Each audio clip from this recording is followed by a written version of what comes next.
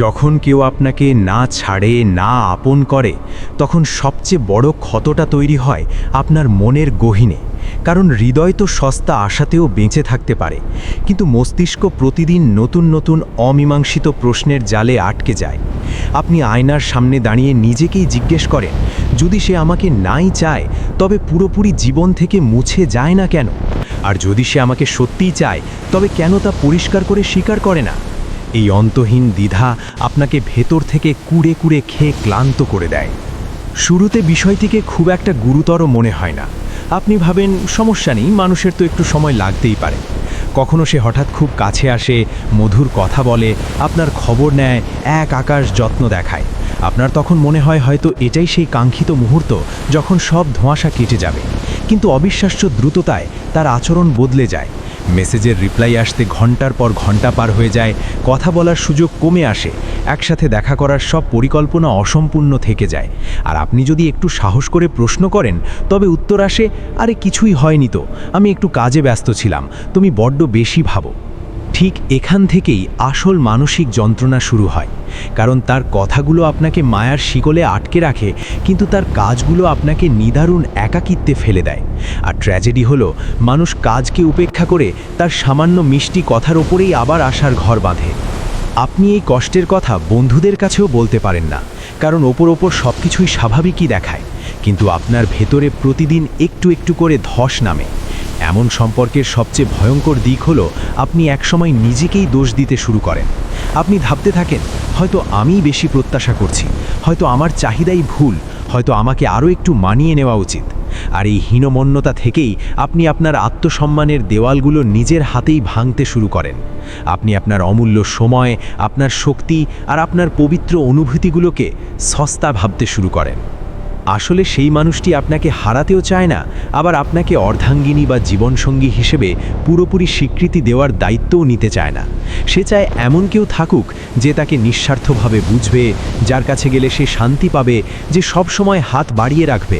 কিন্তু একটি স্বচ্ছ সম্পর্ক যে প্রতিশ্রুতি আর দায়বদ্ধতা দাবি করে, সেটার ভার বইতে সে নারাজ। এই স্বার্থপরতার কারণেই সে আপনাকে সেই ধূসর এলাকায় বা মাঝামাঝি জায়গায় আটকে রাখে, না পুরোপুরি পর, না পুরোপুরি আপন। আর এই মাঝখানের শূন্যস্থানটাই পৃথিবীর সবচেয়ে যন্ত্রণাদায়ক জায়গা, কারণ এখানে আপনি স্থির দাঁড়িয়ে থাকেন, অথচ আপনার মানসিক শক্তি প্রতিদিন একটু একটু করে ক্ষয় হয়ে নিঃশেষ হয়ে যায়।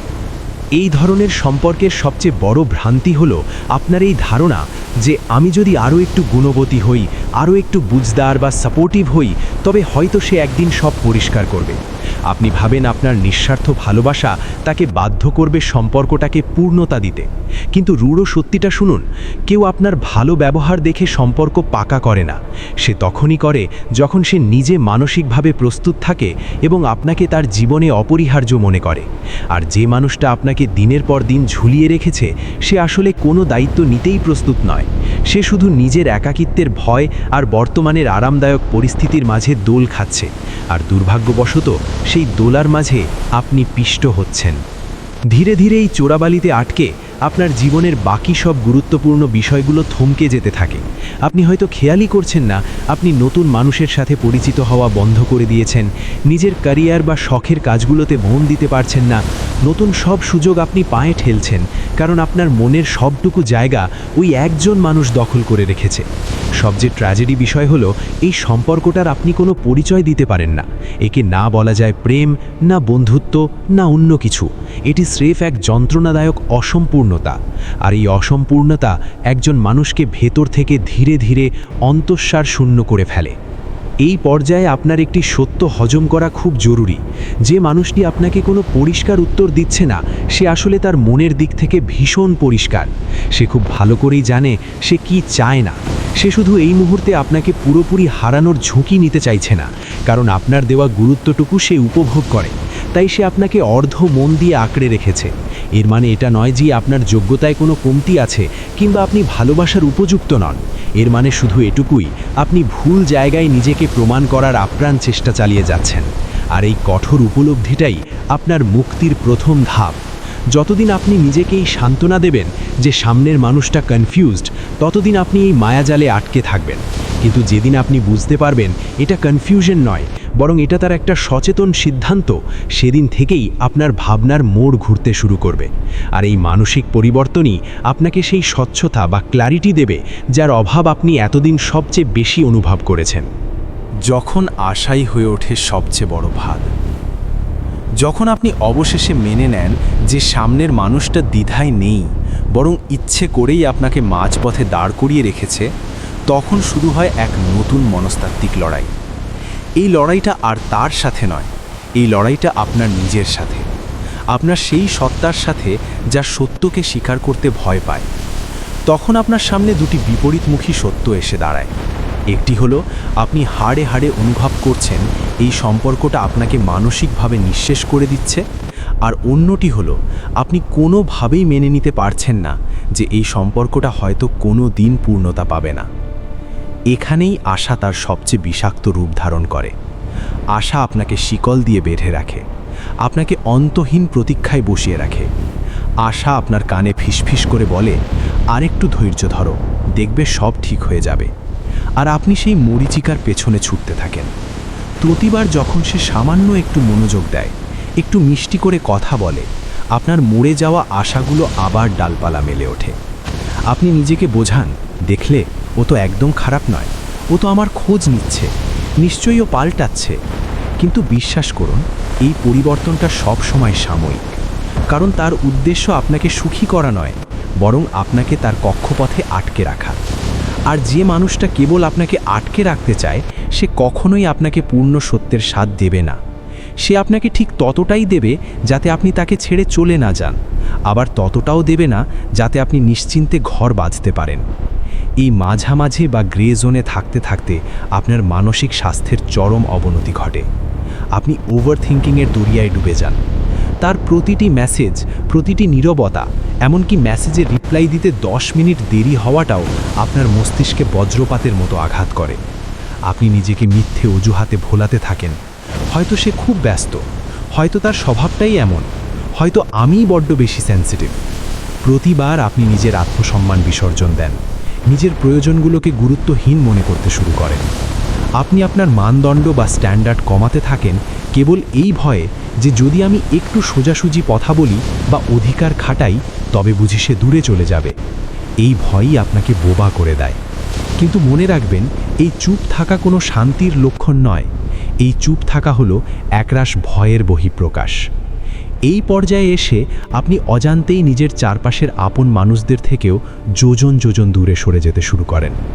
আপনার মনে হতে থাকে কেউ আপনার এই হাহাকার বুঝবে না, সবাই উল্টো আপনাকে বিচার করবে। এই লোকলজ্জা আর ভুল বোঝার ভয়ে আপনি সব কিছু নিজের ভিতরে পাথর চাপা দিতে শুরু করেন। আর ভিতরে জমে থাকা সেই গুমোট কষ্টগুলো উই পোকার মতো আপনার প্রাণশক্তি খেয়ে ফেলে। সবচেয়ে ভয়ঙ্কর পরিস্থিতি তখনই তৈরি হয় যখন আপনি এই অস্পষ্ট সম্পর্কটাকেই আপনার জীবনের একমাত্র গন্তব্য বা ভবিষ্যৎ হিসাবে ধরে নেন। আপনি অলীক স্বপ্ন বিভোর হয়ে ভাবেন যে যদি কোনো মতে এই মানুষটার সাথে সব ঠিক হয়ে যায়, তবেই আমার জীবন সার্থক হবে। কিন্তু এই মোহের ঘোরে আপনি দেখতে পান না যে বর্তমান সময়ে আপনি ঠিক কতটা হারিয়ে ফেলেছেন। আপনি আপনার সহজ হাসিটা হারিয়েছেন চিন্তার স্বচ্ছতা, এমনকি নিজের আত্মসম্মানের ছোট ছোট টুকরোগুলো আপনি দিন গলে তিল তিল করে বিসর্জন দিচ্ছেন। বিশ্বাস করুন, সামনের মানুষটা কিন্তু এসবের প্রতিটি খুঁটিনাটি দেখছে। সে খুব ভালো করেই জানে আপনি তার মায়াজালে আষ্টপৃষ্ঠে জড়িয়ে গেছেন। সে জানে আপনি তাকে ছেড়ে যাওয়ার সাহস হারিয়ে ফেলেছেন। এই নিশ্চিত জয়ের বোধ থেকেই সে কোনো চূড়ান্ত সিদ্ধান্ত আসে না, কারণ পরিষ্কার উত্তর দেওয়া মানে তার নিজের জন্য আপদ ডেকে আনা। ফলে তাকে আপনার সবটুকু দায়িত্ব কাঁধে নিতে হবে, না হয় আপনাকে চিরতরের জন্য হারাতে হবে। আর সে এই দুটোর কোনোটিই চায় না। সে চায় আপনাকে তার ব্যাকআপ হিসেবে ঝুলিয়ে রাখতে। তৃতীয়াংশ, যখন দূরত্ব আসল সত্যটা উন্মোচিত করে। যেদিন আপনি শেষমেশ নিজের মানসিক শক্তি সঞ্চয় করে একটু পিছিয়ে আসেন, ঠিক সেদিন থেকেই দৃশ্যপট আমূল বদলাতে শুরু করবে। শুরুর দিকে আপনার নিজের কাছেই নিজেকে ভীষণ অচেনা আর অপরাধী মনে হবে, কারণ আপনি অভ্যস্ত ছিলেন সব সময় তার জন্য উন্মুখ হয়ে থাকার, মেসেজ আসা মাত্রই রিপ্লাই দেওয়ার আর তার প্রতিটি মুড সুইং সামলানোর। এখন যখন আপনি আর সেই দাসত্ব করছেন না, তখন আপনার মন কুঁকড়ে উঠবে। আপনি নিজেকেই প্রশ্ন করবেন, আমি কি খুব কঠোর হয়ে যাচ্ছি? আমি কি সব শেষ করে দিচ্ছি? কিন্তু জেনে রাখুন, এই অপরাধবোধই প্রমাণ করে যে আপনি কতকাল ধরে নিজের সত্তাকে অবহেলা করে অন্যের সেবায় নিজেকে বিলিয়ে দিয়েছেন। ঠিক এই সন্ধিক্ষণে সামনের মানুষটি প্রতিক্রিয়া দেখাতে শুরু করবে। যদি সে আপনার প্রতি সামান্যতম সৎ বা আন্তরিক হয়ে থাকে, তবে সে অস্থির হয়ে জিজ্ঞেস করবে, সব ঠিক আছে তো? ইদানিং তুমি এমন বদলে গেলে কেন? কিন্তু যদি সে কেবল আপনার থেকে সুবিধাই নিতে অভ্যস্ত হয়ে থাকে, তবে তার প্রতিক্রিয়া হবে সম্পূর্ণ ভিন্ন। সে হয় হঠাৎ ভীষণ মায়াবী আর মিষ্টি রূপ ধারণ করবে আপনাকে আগের জায়গায় ফিরিয়ে নিতে, না হয় উল্টো আপনাকেই অপরাধীর কাঠগড়ায় দাঁড় করাবে। সে বলবে, তুমি অনেক বদলে গেছো, তুমি স্বার্থপর হয়ে গেছো, এখন আর তোমার আমার জন্য পরোয়া নেই। এই মুহূর্তেই আপনি এক মস্ত বড় সত্যের মুখোমুখি হবেন। সে আসলে আপনার মনের খবর নিতে চাইছে না, সে আসলে ভয় পাচ্ছে নিজের কমফর্ট জোন হারিয়ে ফেলার। কারণ যখন আপনি আর তার হাতের ইশারায় নাচছেন না, তখন সে অনুভব করে যে পরিস্থিতির নিয়ন্ত্রণ তার হাত থেকে ফসকে যাচ্ছে। এই পর্যায়ে এসে অনেক মানুষ প্রচণ্ড ভয় পেয়ে যায়। তাদের মনে হয়, ব্যাস, এবার বুঝি সে সত্যিই চলে গেল, সব বুঝি শেষ হয়ে গেল।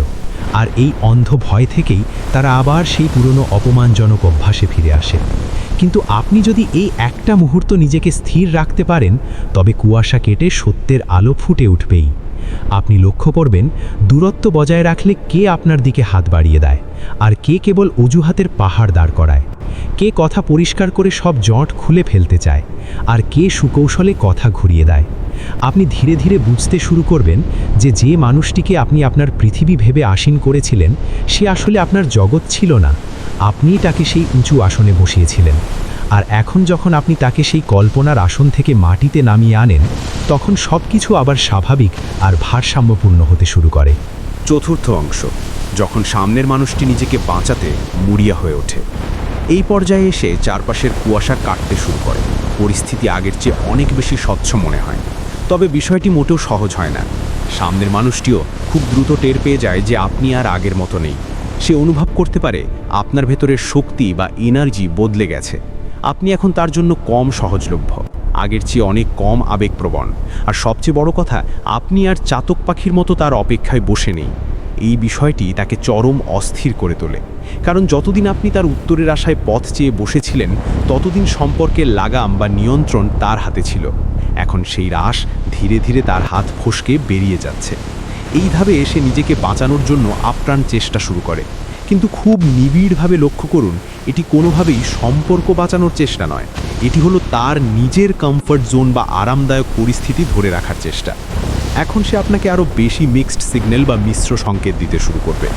কখনো হুট করে সে ভীষণ যত্নশীল হয়ে উঠবে, কখনো ভবিষ্যৎ নিয়ে দু চারটে হালকা চটকদার কথা বলবে। এমনকি সে মুখ ফুটে এমনও বলতে পারে, আমি জানি আমি এখনও সব কিছু নিয়ে পরিষ্কার নই, কিন্তু বিশ্বাস করো, আমি তোমাকে হারাতে চাই না। এই একটি বাক্যই এই ধাপের সবচেয়ে বিষাক্ত আর বিপজ্জনক ফাঁদ। কারণ এই লাইনের ভেতর আপনার জন্য অ্যাকচুয়ালি মিথ্যে আশা আছে, কিন্তু তার নিজের জন্য কোনো সুনির্দিষ্ট দায়বদ্ধতা নেই। সে আসলে আপনাকে তার জীবনের সেই অর্ধ মন দিয়ে আটকে রাখতে চায়, যেখানে সে আপনাকে আপন করার মতো মূল্যও দেবে না, আবার আপনাকে পুরোপুরি হারিয়ে ফেলার ঝুঁকিও নেবে না।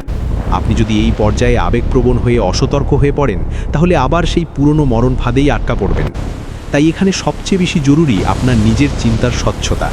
এখন আপনাকে তার মিষ্টি কথার চেয়ে তার রুক্ষ আচরণের দিকে তাকাতে হবে। সে কি সত্যিই আপনার জন্য সময় বের করছে? সে কি আপনার তোলা যৌক্তিক প্রশ্নগুলো সুকৌশলে এড়িয়ে যাচ্ছে না? সে কি আপনাকে অন্তহীন দ্বিধার সাগরে ভাসিয়ে দিয়ে নিজে দিব্যি স্বস্তিতে ঘুমোচ্ছে না? এই প্রশ্নগুলোর উত্তর যদি পরিষ্কার না হয়, তাহলে বুঝে নিন তার মনের উদ্দেশ্য কোনোদিন পরিষ্কার ছিল না। এই ধাপে সে আপনাকে মানসিকভাবে দুর্বল করে আটকে রাখার জন্য পুরনো সব স্মৃতির ঝাঁপি খুলে বসবে। পুরনো মধুর মুহূর্তের কথা মনে করাবে, আপনাকে স্পেশাল বা বিশেষ কেউ অনুভব করানোর চেষ্টা করবে। কিন্তু মনে রাখবেন, কাউকে স্পেশাল অনুভব করানো আর সত্যিই কাউকে বিশেষ মর্যাদা দেওয়ার মধ্যে আসমান জমিন ফারাক আছে। আপনি যদি সত্যিই তার কাছে বিশেষ হতেন, তাহলে আপনাকে এভাবে অবজ্ঞার সাথে মাঝপথে ঝুলিয়ে রাখা হতো না। কখনো কখনো সে নিজেকে এক করুণ ভিকটিম বা ভুক্তভোগী হিসাবে উপস্থাপন করবে। সে বলবে, অতীতে আমার সাথে খুব খারাপ হয়েছে, আমি বিশ্বাসের সংকটে ভুগছি, কিংবা আমি বর্তমানে প্রচণ্ড চাপের মধ্যে আছি। হতে পারে তার কথাগুলো সত্য, কিন্তু আপনার নিজেকে একটি প্রশ্ন করার দরকার, আপনি কি তার প্রেমিক বা প্রেমিকা, নাকি তার মানসিক রোগ বিশেষজ্ঞ? যদি কেউ নিজের ব্যক্তিগত সমস্যার অজুহাত দেখিয়ে দিনের পর দিন আপনাকে অনিশ্চয়তায় আটকে রাখে, তাহলে জেনে রাখুন সে তার কষ্ট ভাগ করে নিচ্ছে না, বরং সে সম্পর্কের দায়িত্ব এড়িয়ে যাচ্ছে। আর যে মানুষটি দায়বদ্ধতা এড়াতে অভ্যস্ত, সে কোনোদিন আপনাকে একটি স্বচ্ছ আর সুন্দর সম্পর্ক উপহার দিতে পারবে না। পঞ্চম অংশ, যখন নগ্ন সত্য আয়নার মতো স্পষ্ট হয়ে ওঠে। এখন আপনি আর কোনো অনুমানের ধোঁয়াশায় নেই, কোনো অলিক আশার পেছনেও ছুটছেন না। আপনি এখন দিবালোকের মতো পরিষ্কার দেখতে পাচ্ছেন সামনের মানুষটি আপনার জন্য ঠিক কতটুকু করছে আর কতটুকু করছে না। এটাই সেই সন্ধিক্ষণ যেখানে পৌঁছানোর পর অধিকাংশ মানুষ হয় নিজেকে চিরতরের জন্য হারিয়ে ফেলে, নয়তো ধ্বংসস্তূপ থেকে নিজেকে টেনে বের করে আনে। কারণ এখন আর সেই মিশ্র সংকেত বা এই ঝুলে থাকা অবস্থা কোনো বিচ্ছিন্ন ঘটনা নয়, এগুলো এখন একটা সুনির্দিষ্ট প্যাটার্নে পরিণত হয়েছে। আপনি লক্ষ্য করছেন যখনই একটি দায়িত্বশীল বা পাকা সম্পর্কের কথা ওঠে, অমনি সে সুকৌশলে প্রসঙ্গ বদলে দেয়। যখনই ভবিষ্যতের রূপরেখা নিয়ে কথা বলতে চান, সে অস্পষ্ট আর গোলমেলে কথার জাল বুনে আপনাকে বিভ্রান্ত করে। আর যখনই একটি পরিষ্কার হ্যাঁ অথবা না শুনতে চান, অমনি সে আবেগের তিলক কেটে করুণ সুর শুরু করে। ঠিক এই মুহূর্তে আপনি একটি ধ্রুব সত্য উপলব্ধি করেন। সে আপনাকে অনিশ্চয়তার সাগরে ভাসিয়ে দিচ্ছে না, বরং সে নিজেকে নিরাপদ রাখছে। কারণ সে যদি স্পষ্ট কথা বলে, তাহলে তাকে কিছু না কিছু হারাতে হবে, হয় আপনাকে, নয়তো তার বর্তমানের রাজকীয় আরাম। আর সেই দুটোর কোনোটিই হারাতে রাজি নয়। এই পর্যায়ে আপনার অবচেতন মনে দুটি কণ্ঠস্বরের লড়াই শুরু হয়। একটি সত্তা মায়ার টানে বলে, চলো আর একটু সবুর করি, হয়তো এবার সত্যিই সব ঠিক হয়ে যাবে। অন্য সত্তা আপনার আত্মসম্মানের চাবুক মেরে বলে, আর না, অনেক হয়েছে, এবার থামো, নিজের সাথে এই অবিচার আর কতদিন সইবে। ঠিক এখান থেকেই আপনার চূড়ান্ত সিদ্ধান্তের জন্ম হয়। এখন আপনি আর তাকে প্রশ্ন করেন না, কারণ উত্তরটা আপনি মনে মনে অনেক আগেই পেয়ে গেছেন। এখন আপনি আর তাকে জিজ্ঞেস করেন না তুমি কি চাও, বরং নিজেকে শক্ত করে জিজ্ঞেস করেন আমি আমার জীবনে কি চাই। আর এই একটি প্রশ্নই পুরো খেলার মোড় ঘুরিয়ে দেয়। এই ধাপে আপনি স্বচ্ছ চোখে দেখতে শুরু করেন কেবল মায়ার শিকলে বন্দী ছিলেন বলেই আপনি কত শত অপমান মুখ বুজে সয়ে গেছেন। আপনি চরম অবজ্ঞাকে ভুল বুঝাবুঝি বলে চালিয়ে দিয়েছেন, নিদারুণ অবহেলাকে ব্যস্ততার নাম দিয়েছেন এবং তার দায়সারা অর্ধেক প্রচেষ্টাকে স্বভাবের অংশ বলে মেনে নিয়েছেন। কিন্তু এখন আপনার সেই চশমা নেই, আপনি এখন নিজেকে চিনতে শিখেছেন। এই ফেজের সবচেয়ে বড় মরণফাঁদ হলো শেষ মুহূর্তের মিষ্টতা। যখন সে টের পায় আপনি ফসকে যাচ্ছেন, তখন সে হঠাৎ করেই এক আকাশ যত্ন দেখাতে শুরু করে, সারাক্ষণ আপনার পাশে থাকার ভান করে। আপনার মনে হয় এই পরিবর্তনের জন্যই তো আমি চাতক পাখির মতো বসেছিলাম। কিন্তু সাবধান, এই মিষ্টতা কোনো স্বচ্ছতা নিয়ে আসে না। সে আপনাকে সাময়িক ভালো অনুভব করিয়ে কেবল আপনার যাত্রাপথ থামিয়ে দিতে চায়। মনে রাখবেন, যে মানুষটি আপনাকে কেবল সাময়িক প্রশান্তি দিয়ে মাঝপথে থামিয়ে রাখে, সে কোনোদিন আপনাকে সামনে এগিয়ে নিয়ে যাবে না। ষষ্ঠ অধ্যায়, নিজেকে বেছে নেওয়ার জয়গান। এটি হলো আপনার মুক্তি বা ফাইনাল স্টেজ। এই শেষ প্রান্তে এসে আপনি হাড়ে হাড়ে অনুভব করেন মিশ্র সংকেত বা এই ঝুলে থাকা অবস্থার সবচেয়ে বড় ক্ষতি সম্পর্কের হয় না, সবচেয়ে বড় ক্ষতিটা হয় আপনার নিজের ব্যক্তিত্বের। কারণ যখন কেউ আপনাকে না ছাড়ে, না গ্রহণ করে, তখন সে আপনাকে এমন এক চোরাবালিতে আটকে রাখে যেখানে টিকে থাকতে আপনাকে প্রতিদিন নিজের বিবেকের কাছে মিথ্যে কৈফিয়ত দিতে হয়। আপনি নিজেকে বারবার বোঝান মানুষটা তো খারাপ নয়, পরিস্থিতি হয়তো খুব জটিল, আর একটু সময় তো দেওয়াই যায়। কিন্তু নির্ভেজাল সত্যটা হলো, যে সম্পর্কে টিকে থাকতে নিজেকে বারবার যুক্তি দিয়ে সান্ত্বনা দিতে হয়, সেটি আর ভালোবাসা থাকে না, সেটি হয়ে যায় চরম মানসিক ক্লান্তি। মাথায় গেঁথে নিন, ভালোবাসা কোনোদিন কাউকে ঝুলিয়ে রাখে না, ভালোবাসা হয় স্বচ্ছ, ভালোবাসা মনে শান্তি এনে দেয়। যদি আজকের এই আলোচনা আপনাকে সামান্যতম হলেও মোহমুক্ত করতে বা স্পষ্ট ভাবতে সাহায্য করে, তাহলে আমাদের এই প্রচেষ্টাকে সার্থক মনে করব। আমরা এখানে কাউকে বদলানোর মিছে চেষ্টা করি না, বরং আপনাকে ভেতর থেকে ইস্পাতের মতো শক্ত করে তোলার কথা বলি। আজ বুক চিরে কমেন্টে লিখুন, আমি আর আধফালি বা উচ্ছিষ্ট ভালোবাসা গ্রহণ করব না। আর এই কথাগুলো সেই মানুষটির কাছে পৌঁছে দিন যে আজও মরীচিকার পেছনে ছুটে মিশ্র সংকেতের জালে ছটপট করছে। পরবর্তী আলোচনার আগ পর্যন্ত অন্তত একটি কাজ করুন, নিজেকে বেছে নিন। নিজের মানসিক প্রশান্তি আর আত্মসম্মানকে সবার উপরে জায়গা দিন। নিজেকে কখনো অসম্মানের কোনো মাঝামাঝি জায়গায় ফেলে রাখবেন না। মনে রাখবেন, আপনি নিজেই নিজের শ্রেষ্ঠ আশ্রয়। যদি আমার কথাগুলো ভালো লাগে, তাহলে চ্যানেলটিকে অবশ্যই সাবস্ক্রাইব করবেন প্লিজ, আর ভিডিওটিতে একটি লাইক দেবেন। ধন্যবাদ।